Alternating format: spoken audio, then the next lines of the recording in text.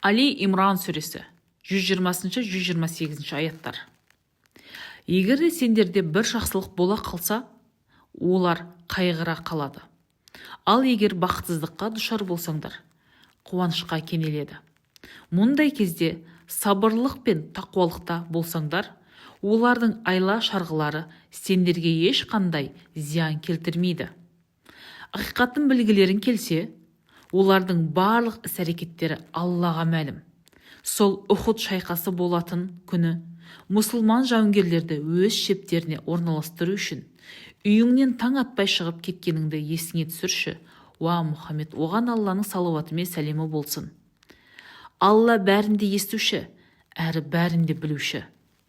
Сол кезде сендердің екі топ әскерлеріңнің еңселері түсіп, күйзеліске түсуге дайын еді.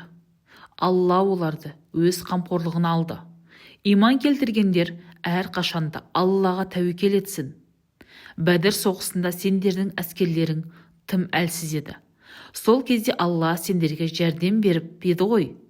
Алланың қаһарын туғызудан қорқыңдар да оған деген ризашылықтарыңды айтыңдар.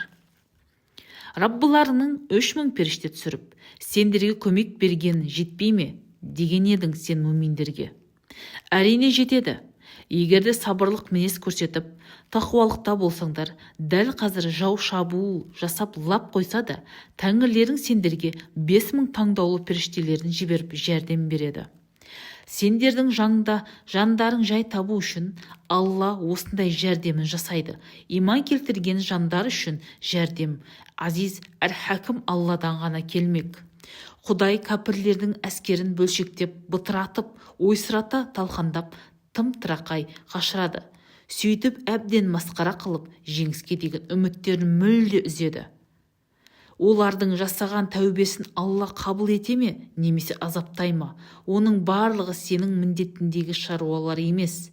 Шын мәнінде олар залым қауым.